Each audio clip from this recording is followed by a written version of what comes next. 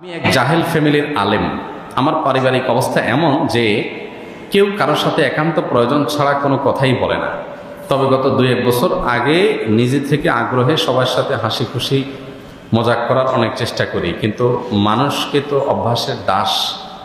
অভ্যাসের দাস, সেই হিসাবে তাহার হয়ে ওঠেনি। এক্ষেত্রে আমার করণীয় কি? দেখুন, আমরা সবসময় বলি যে পরিবার যদি পরিপূর্ণ দিনদার না হয় তাহলে সবাই আসলে দিনের উপরে চলতে পারে না, খুব কঠিন হয়। এখন পরিবারের যদি বেশিরভাগ সদস্যই জাহেল হয় বা দিনের ছোঁয়া থেকে দূরে থাকেন, তাহলে তাদেরকে আমরা দিনের পথে আনার জন্য চেষ্টা করতে পারি। কিন্তু হেদায়েতের মালিক কে? আল্লাহ। আপনি চেষ্টা করতে পারেন, আল্লাহ যদি হেদায়েত না লেগে থাকে তার নসিবে, তাহলে আসলে সে হেদায়েত পাবে না। এখন চেষ্টাগুলো কিভাবে হতে পারে? কয়েকটা ওয়ে হতে পারে। নাম্বার 1, নিজেদের সুন্দর আচরণ, উত্তম ব্যবহার, উত্তম আখলাক দিয়ে আপনি তাদেরকে আপনার প্রতি আকৃষ্ট করতে পারেন।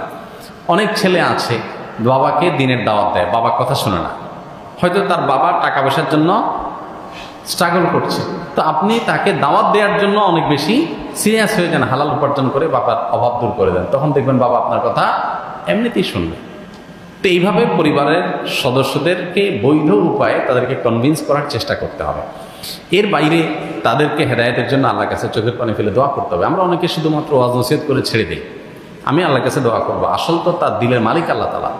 আবু হুরায়রা রাদিয়াল্লাহু তাআলা আনহুর মা মুসলমান ছিলেন না।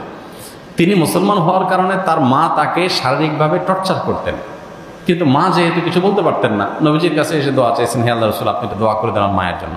আল্লাহ তাআলা দোয়া করেছেন, আল্লাহ আবু হুরায়রার মাকে আপনি হেদায়েত দান করেন। তিনি পরে যায় দেখেন তার মা ঈমান আনার জন্য প্রস্তুত হয়ে বসে আছেন। তো এই জন্য হেদায়েতের জন্য পরিবারের সদস্যদের নামে খুব সিরিয়াসনেসের সাথে, খুব আন্তরিকতার সাথে, খুব কায়মনোবাক্যে আল্লাহর কাছে চোখের পানি ফেলে দোয়া করতে থাকেন, তাদের নাম ধরে ধরে, আর এদিকে নিজের চেষ্টা অব্যাহত রাখেন। এরপর যদি হেদায়েত তারা না পায়, আল্লাহর পরে ন্যস্ত করে দেন, আপনারা কোনো দায়িত্ব থাকলো না। কোনো ব্যক্তির নামে বানানো দরুদ পড়ার বিধান কি?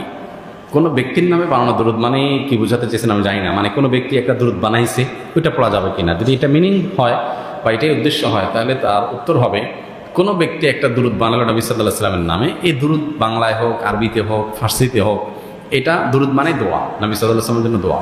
তো তার জন্য একটা দোয়া একজনে লিখেছেন, সেটা ছন্দের আকারে বা গদ্য আকারে, যেভাবে হোক। এই দোয়া পাঠ করাতে কোনো অসুবিধা নেই, যদি দোয়ার ভিতরে কোনো আপত্তিকর কিছু না থাকে। অনেক সময় দেখা যায় নবীর জন্য দোয়া করতে গিয়ে, নবীর প্রশংসা করতে গিয়ে তাকে আল্লাহর পর্যায়ে নিয়ে যাওয়া হচ্ছে। এটা কি করা জায়েজ হবে? শিরক হবে। তো নবী করিম সাল্লাল্লাহু আলাইহি ওয়াসাল্লাম তার জন্য দোয়ামূলক কোনো কিছু যদি কেউ লেখেন, সেটার কথামালাতে, সেটার ভাষাতে যদি খারাপ কিছু না থাকে, কোনো অসুবিধা নেই সেটা পাঠ করাতে।